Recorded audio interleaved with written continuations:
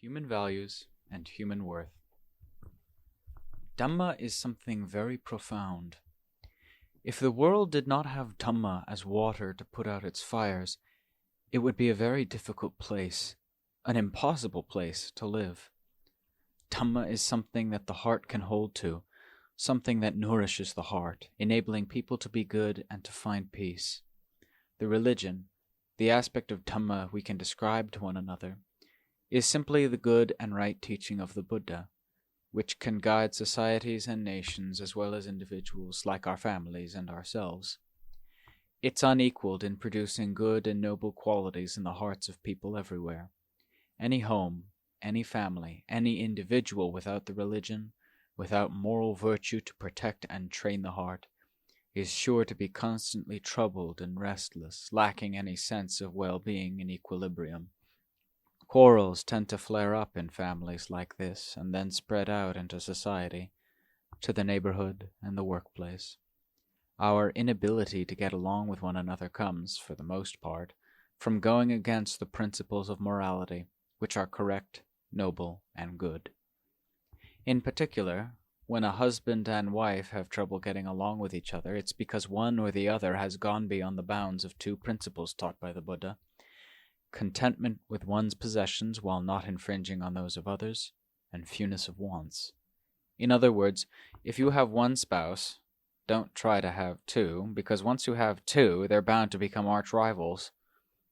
What sort of fewness of wants do we mean here? I remember several years back, on the front pages of the newspapers, and it was really disturbing to see, a top government official made an announcement telling monks that the two principles of contentment and fewness of wants shouldn't be taught to people, because both of these principles were acting as a deadweight on the nation's economy, which the government was trying to develop at the time. According to him, these two principles were at odds with economic prosperity. This was many years back, but I haven't forgotten it, because it was something disturbing that was hard to forget. Actually, these two principles don't mean at all what he thought they did. They're principles that people in general, lay as well as ordained, should put into practice in line with their position in life. There's no word, no phrase of the Dhamma at odds with the progress of the world. In fact, the Dhamma gives the world nothing but support and protection. For a monk, a son of the Buddha, these two principles mean that he shouldn't be greedy for the four necessities of life. 1. Clothing, which comes from the generosity of lay people. 2. Food. No matter what kind of food it is, a monk can't acquire it on his own. He has to depend on others to look after his needs in this area from the day of his ordination to his last day as a monk. 3. Shelter. And 4. Medicine. All of these requisites are provided in good faith by people in general. A monk shouldn't be greedy for them because that would go against the basic principles of the Dhamma taught by the Buddha. A monk should be modest in his needs. This is the proper way for him to act, in keeping with the fact that he depends on other people to look after his needs, so that he won't be too great a burden on people of good faith. A monk shouldn't clutter his mind with concern for material necessities, which are simply means to keep the body going so that he can comfortably perform his duties as a contemplative. As for lay people, the principle of fewness of wants means being content with one's family life. One husband should have one wife. One wife should have one husband. One husband should have only one wife, not 2 or 3, which would act like a fire spreading to consume himself and his family. This is what it means to have fewness of wants, not being greedy for thrills that would stoke fire in the home, and not dabbling in the many desires that added together wage war with one another. A husband and wife should be honest with each other, loyal and committed. Faithful to each other at all times and in all places. They should keep no secrets from each other, but be open and above board with pure and loyal hearts. If one of them has to work outside the home or be away for the night, he or she should go with a clean heart and clean hands, and come back without the blemish of any stains.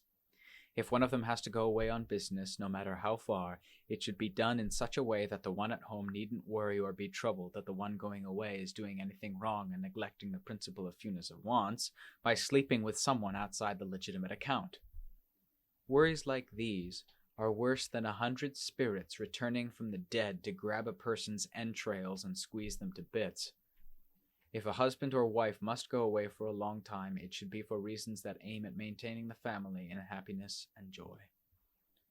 When a husband and wife are faithful to each other in this way, then no matter where they go, neither suffers from worry or distrust. They live together smoothly and happily to the end of their lives because their hearts are honest and loyal to each other. Even if there are times when they have barely enough to scrape by, that isn't important. The important point lies in their being honest, faithful, and committed to each other. Such a family may be rich or poor, but the happiness, security, and trust its members feel for one another gives them the stability and cohesion that everyone hopes for. This is called fewness of wants in a marriage relationship. One husband, one wife, no outside involvements. Even though other men and women fill the world, they don't become involved. This is fewness of wants for lay people. If this principle of fewness of wants were to be erased from the world, human beings would know no bounds, and we wouldn't be any different from dogs in heat. Have you ever seen them? Here in the northeast of Thailand, they get going in August and September, barking and howling like crazy. There's no telling which one is which one's husband, and which one is which one's wife. They bite one another to shreds. Have you ever seen them every August and September? When they really get going, they run all over the place with no sense of day or night, home or away, no concern for whether or not they get fed. They go after each other worse than when they're rabid. If we human beings were to let ourselves run loose like that, we'd cause even worse damage than they do because we have guns and weapons to shoot and kill one another, thanks to the fact that we're smarter than they are. The world would be a shambles, and there wouldn't be enough room for us all in the prisons. This is the harm that comes from letting oneself go under the unruly power of sexual lust. There'd be no such word as enough, and certainly dogs in heat would be no match for us. Dogs have no limits when lust takes over. They can go anywhere with no fear of death, no concern for hunger or thirst. They run wild without a thought for their owners. At most, they may stop by their homes for a moment. If anyone feeds them in time, they eat. If not, they're off and running. And look at them. What do they look like at times like this? Ears torn, mouths torn, legs torn, stomachs ripped open in some cases, all from the fights they get into. Some of them die. Some of them go crazy. Some of them never return home. This is the sort of harm that occurs when animals fall under the power of lust. Because it's so different from their normal nature, when they behave like that, it's not pretty to look at. When the season comes, males and females go running wild after one another. The fires of lust and anger burn together and consume everything. This is what happens when animals know no bounds. That is, when their lust knows no limits. They suffer so much pain, so much distress when the disease of lust flares up, to the extent that some of them die or are crippled for life. If we human beings didn't have the Dhamma of fewness of wants as a brake to safeguard our own safety, we'd know no limits in following our instincts either.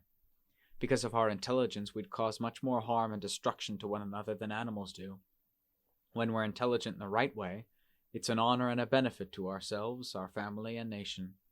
But human intelligence is something that lends itself to all sorts of uses, and for the most part, if our minds are low, it becomes a tool for doing a great deal of evil. It's because of our intelligence that we human beings can do one another so much harm. This is why we need moral virtue as a guide and protection, so that we can live together happily and in peace. Between husbands and wives, this means being faithful to each other. Don't go looking for scraps and leftovers like our friends in August and September.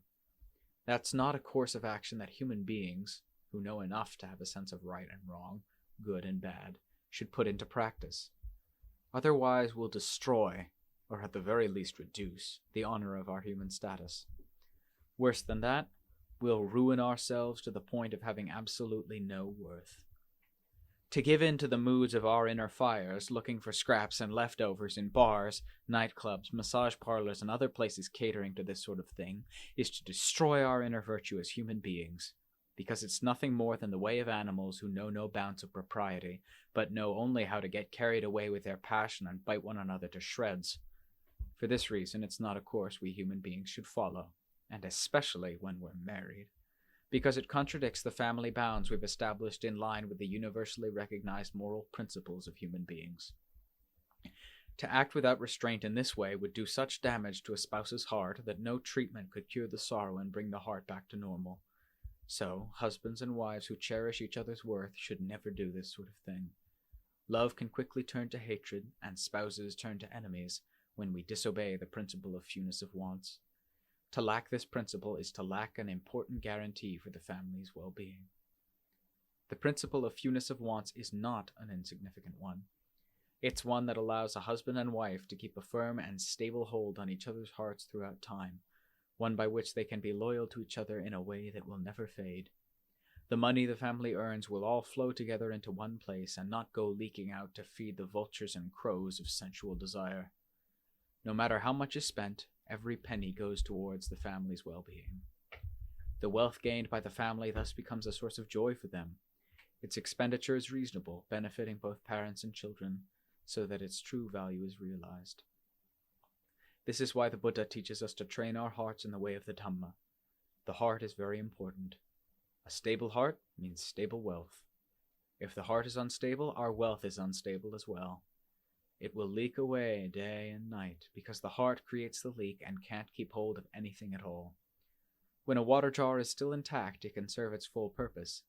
The minute it begins to crack, its usefulness is reduced. And when it breaks, there's no further use for it. The same holds true with a marriage. One's spouse is very important. There is no greater foundation for the wealth, security, and happiness of the family than a relationship where both sides are honest, loyal, and faithful to each other. So, I ask that you put these principles into practice in yourself, your family, and your work, so that they lead you to lasting happiness and peace.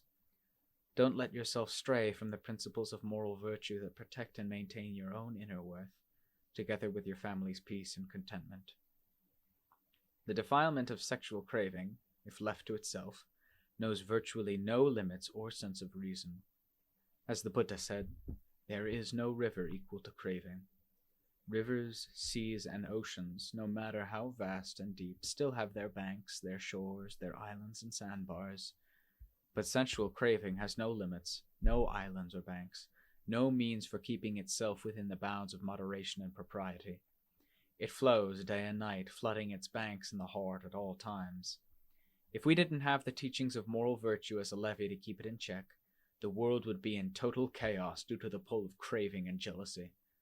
If we were to let sexual desire run wild, we'd be much more fierce than our friends in August and September, wiping one another out under the influence of sexual desire. On top of that, we would make such a display of our stupidity that we'd be the laughingstock of the animal kingdom. So, for the sake of maintaining our honor as human beings, and so that we won't be seen as fools in the eyes of our fellow animals, we must hold to moral virtue as our guide in knowing the proper bounds for our conduct as it affects both us and our families. Moral virtue means behavior that is noble and good. It's a quality that gives security and stability to the world, a quality that the world has wanted all along. It's one of the highest forms of nourishment for the heart. Moral virtue is the aspect of reason that guarantees the correctness of our behavior, a quality which the beings of the world trust and never criticize, for it lies beyond criticism. Suppose we earn $5. However many dollars we spend them reasonably, not wastefully. If we earn $1, 100, 1,000, a million, we use reason in deciding how to spend or save our earnings so that we can benefit from them in line with their worth, in line with the fact that they have value in meeting our needs and providing for our happiness. But if the heart leaks, if it lacks principles, our earnings will vanish like water from a leaky pot. No matter how much we earn, all will be wasted. Here I'm not talking about spending our wealth in ways that are useful and good. That's not called being wasteful. I'm talking about spending it in ways that serve no real purpose, in ways that can actually harm us. Wealth spent in those ways becomes a poison, a means for ruining its foolish owner in a way that is really shameful. People like this can't get any real use out of their wealth simply because they lack the moral virtue that would ensure their security and that of their belongings. As a result, they bring disaster on themselves, their possessions, and everything else that should give them happiness. This is why it is so crucial to have moral virtue. A family with moral virtue as its guide and protection is secure. Its members can talk to one another. Instead of being stubborn and willful, they are willing to listen to one another's reasons, ensuring the smooth and proper course of their work and the other aspects of their lives together. Just observing the 5 precepts faithfully is enough to bring peace in the family. The 5 precepts are like an overcoat to protect us from the cold, an umbrella to protect us from the rain, or a safe to protect our valuables. Maintaining them protects the hearts of family members, especially the husband and wife, and keeps them from being damaged or destroyed by the unbounded force of craving. The first precept speaks against killing living beings. The lives of all living beings, ours or anyone else's, are of equal worth. Each animal's life is of equal worth with the life of a human being, for if life is taken away from an animal, it can no longer remain an animal. If life is taken away from a person, he or she can no longer be a person. In other words, the continuity of the animal's being or of the person's being is broken right then in just the same way. We are taught not to destroy one another's lives because to do so is to destroy completely the value of one another's being. Death is a fear striking deeper than any other fear into the heart of each animal and every person. This is why the Buddha teaches us to keep our hands off the lives of our fellow living beings. The second precept speaks against stealing. To steal, to take things that haven't been given by their owner, is to mistreat not only the owner's belongings, but also his or her heart. This is a very great evil, and one that we should never commit. When talking of other people's belongings, even a single needle counts as a belonging. Personal belongings and their owner's heart are both things of value. Every person cherishes his or her belongings. If the belonging is stolen, the owner is bound to feel hurt. The heart is the important factor here, more important than the item stolen. Losing a possession through theft feels very different from willingly giving it away. Feelings of regret, combined with the desire for revenge, can lead people to kill one another, even over a single needle. Because the issue of ownership is taken very seriously by people, we are taught not to steal. Theft has a devastating effect on the owner's heart, and that's a serious matter.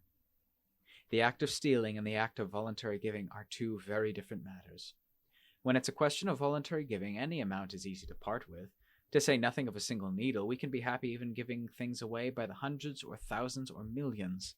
The person giving is happy and cheerful, the person receiving is pleased to no end, and both sides are blessed, as has always been the case where the people of the world aid and assist one another. The Dhamma treats all hearts as equals. It holds that each being's heart is of value to that being, which is why it teaches us not to mistreat the hearts of others by taking their lives, stealing their belongings, or having illicit sex with their spouses or children. All of these things have the heart of a living being as their owner. No good is accomplished by stealing the goods and provoking the hearts of others, because once the heart is provoked, it can be more violent than anything else. The murders that are committed everywhere usually have a sense of indignation of having been wronged as their motivating force. This is why the Buddha teaches us to follow moral virtue as a way of showing respect for one another's hearts and belongings. This means we should not abuse one another's hearts by doing immoral actions. For example, to kill a person is to devastate that person's heart and body, which also has a devastating effect on others close to that person who will want to seek revenge. That person dies, but his friends and family still live, which ends up causing them to seek revenge, in turn causing further revenge, going back and forth in an endless cycle for aeons and aeons. The third precept speaks against illicit sex. All parents love their children. All husbands love their wives. All wives love their husbands. In any family, there is no greater love than that between the husband and wife. The husband and wife stake their lives on each other as if they were parts of the same body. There is no greater love in the family than his for her or hers for him. Their love is great, and so is their sense of attachment and possessiveness. There is no other belonging that either of them cherishes nearly as much. If either of them is unfaithful or untrue to the other, looking outside for scraps and leftovers like a hungry mongrel, the other will feel more sorrow and disappointment than words can describe. It's like having one's chest slashed open and one's heart ripped out and scattered all over the place, even though one hasn't yet died. That's how much the wronged spouse will suffer. If any of you are thinking of mistreating your spouse in this way, I ask that you first take a good long look at the teachings of the religion, the foremost Dhamma of the foremost teacher, to see what kind of teachings they are, what kind of teacher he was, and why great sages honor and revere him so highly.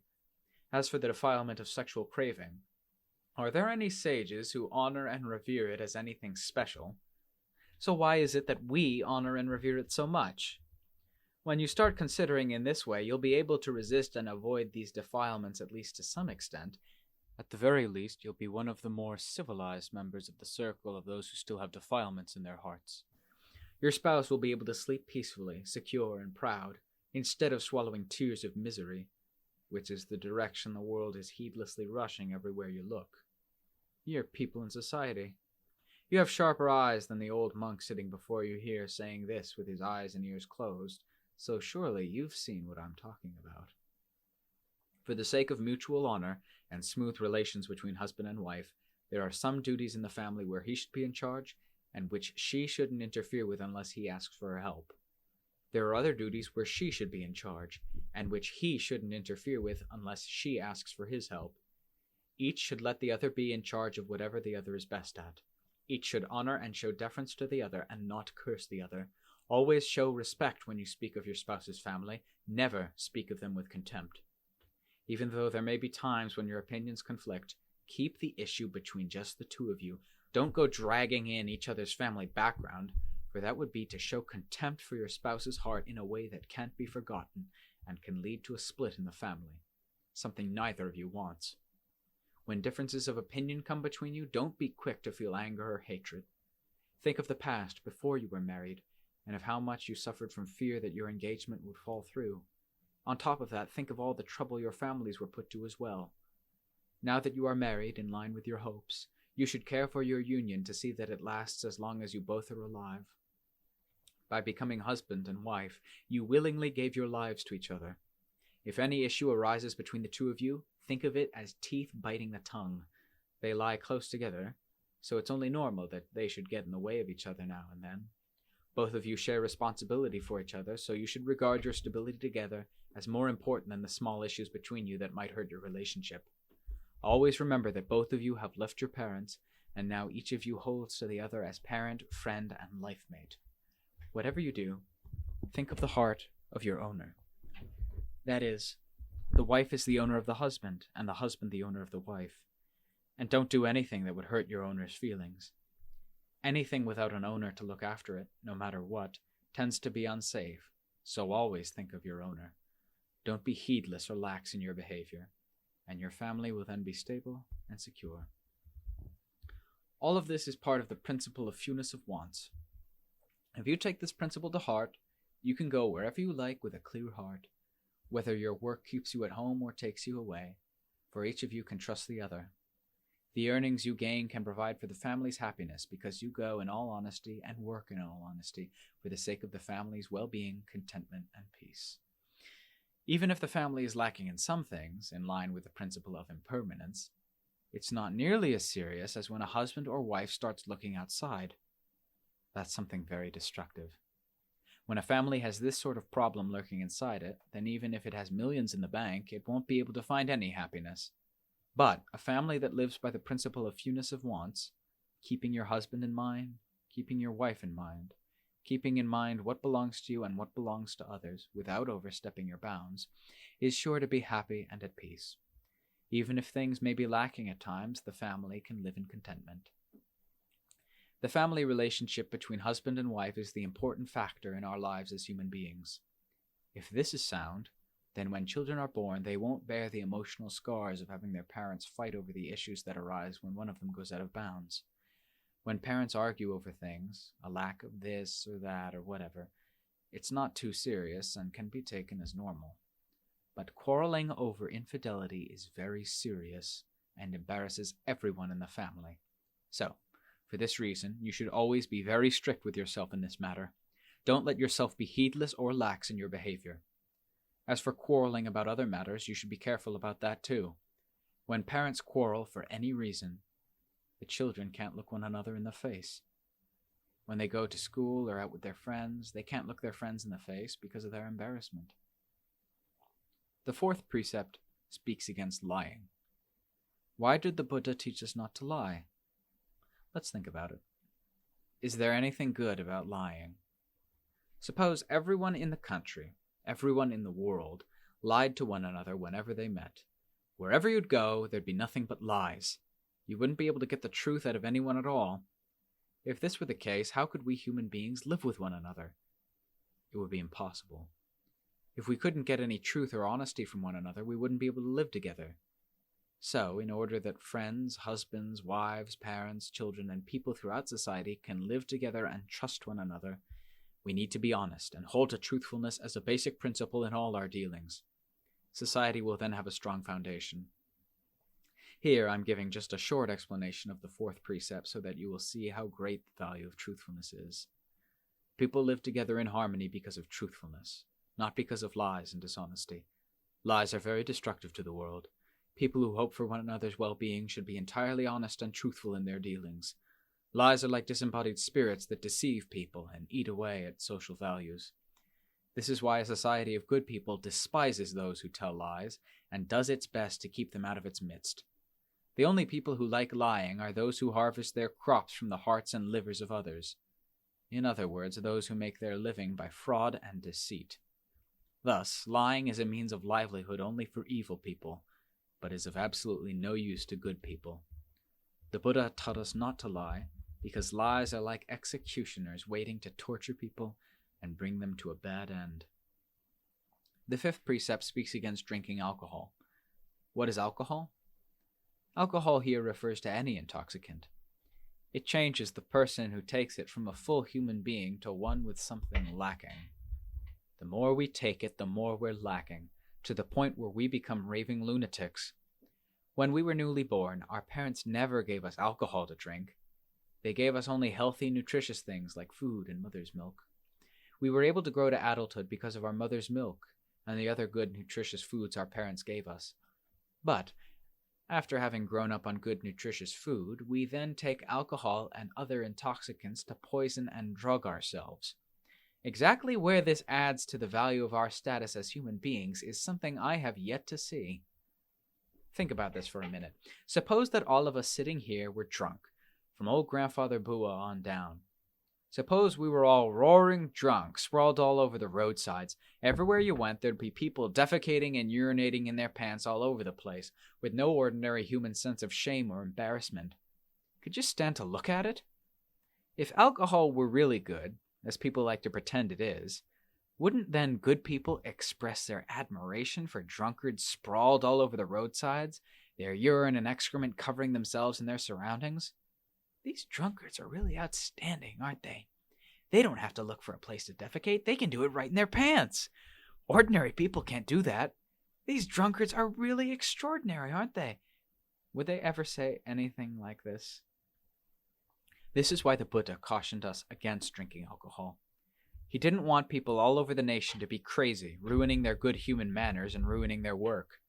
A drunk person is no different from a dead person. He can't do any work aside from boasting. He damages his intelligence and finds it easy to do anything at all with no sense of conscience or deference, no fear of evil or the results of Dhamma, no respect for people or places at all. He can go anywhere and say anything with no sense of shame or embarrassment. A drunk person can speak without stopping from dawn to dusk. He talks endlessly, going around in circles, boring his listeners to death. After a while, well, it's time to get going. Then he starts talking again. Then, well, I guess I'd better be going. Then he starts talking again.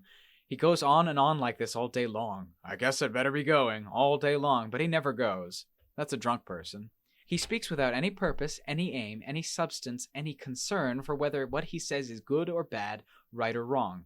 He can keep babbling endlessly without any sense of the time of day. That's drunkenness. No mindfulness, no restraint at all. A person at his stupidest is a drunk person, but he's also the one who boasts most of his cleverness. A drunk person is nothing but a crazy person, which is why we call alcohol crazy water. Whoever wants to be a decent human being should refrain from it. There's nothing good about alcohol, so, as good people, how can we pretend that bad things, things that make us dizzy and drunk, can make us good in any way? This has been just a short explanation of the 5 precepts, from the one against killing to the one against taking intoxicants. These precepts are called the principles of morality, principles for human beings. beings who are endowed with a high status, the status that comes with intelligence. Being an intelligent human being means being clever in maintaining one's moral virtue, not clever in taking intoxicants, creating animosity, or abusing other people. People of that sort aren't called intelligent, they're called foolish. The teachings of the Buddha are correct and appropriate for human beings to put into practice according to their position in life. There's nothing in the principles of the Dhamma to act as deadweight on the progress of the world. In fact, the world acts as deadweight on the Dhamma, destroying it without any real sense of conscience. When we act like that, all we lack is tails. Otherwise, we might be called dogs. Even without tails, we might be called dogs if we act in such a depraved manner. When we go out trying to snatch tails from dogs, we should watch out. They might bite us. People have gotten way out of bounds. We say we've progressed, that we're advanced and civilized. But if we get so carried away with the world that we don't give a thought to what's reasonable, noble, or right, then the material progress of the world will simply become a fire consuming the world, and everyone in it, until eventually there's no world left to live in. We can't pretend that we're dogs because we don't have tails, but if we try to snatch their tails, they'll bite us. This is what it means to be a fake human being. We can't pretend to be genuine human beings because we don't have any moral virtue to our name. We lack good enough manners to fit in with our status as human beings. On the other hand, we can't pretend we're animals because we don't have any tails. These are the sorts of difficulties we get ourselves into, the damage we do to ourselves and the common good if we go against the teachings of the religion. And this is why the practice of the Dhamma is fitting for our true status as human beings, because the Buddha taught the religion to the human race. Before you do anything, reflect on whether it's right or wrong. Don't act simply on your moods and desires. Moods and desires have no true standards. You can desire everything. Even when you've eaten your fill, you can still want more. Your desires are hungry all the time. That's desire. It has no standards or limits at all. The Buddha calls this the lower side of the mind. This is why you need to use Dhamma to contemplate desire and take it apart to see what it wants. If, on reflection, you see that what it wants is reasonable, only then should you go ahead and act on it. But if it wants to eat, and after you've eaten it still wants more, then ask it, what more do you want to eat? The sky? Nobody in the world eats sky. Whatever people eat, you've already eaten. You've had enough already, so what more do you want? When your desires are stubborn, you really have to come down hard on them like this if you want to be a good person of moderate wants.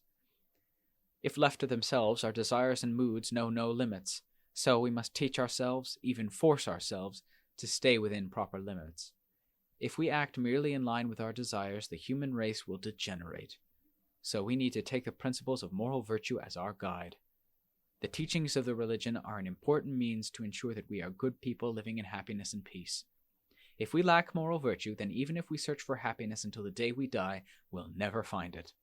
Instead, we'll find nothing but suffering and discontent. What's right and appropriate, no matter who you are, is putting the teachings of the religion into practice. To lack Dhamma, in other words, to lack goodness and virtue, is to lack the tools you need to find happiness. The world is becoming more and more troubled each day because we lack moral virtue in our hearts and actions. All we see is the world acting as deadweight on moral virtue, trampling it to bits. Don't go thinking that moral virtue is deadweight on the world. Moral virtue has never harmed the world in any way. Actually, the world tramples all over moral virtue and destroys it, leaving us empty-handed without any guiding principles. We end up destroying one another in a way that's really appalling. So, I ask that you see both the harm that comes from a lack of moral virtue and the value of putting moral virtue into practice. You yourself will prosper, your family will prosper, and society will prosper because you have the Dhamma as a shield for your protection. Our worth as human beings comes from our moral behavior, you know. It doesn't come from our skin and flesh the way it does with animals. When animals such as fish and crabs die, you can take their flesh to the market and come back with money in your pockets. But try taking the flesh of a dead person to the market and see what happens. Everyone in the market will scatter in an uproar. Since when is our human worth laid with our skin and flesh? It lies with a heart that is adorned with moral virtue. People with moral virtue are people of value. Wherever they live, everything is at peace and at ease. When we have moral virtue as our adornment, we're attractive in a way that never loses its appeal, no matter how old we get. We have value precisely because of our virtue. If moral virtue is lacking in a family, that family will tend to become more and more troubled. If virtue is very much lacking, the family will be very much troubled. If it's completely lacking, the whole family will be destroyed. I ask that you contemplate what I've said and put it into practice so as to rid yourselves of the dangers that have been threatening you and your family, allowing you instead to meet with nothing but happiness and peace.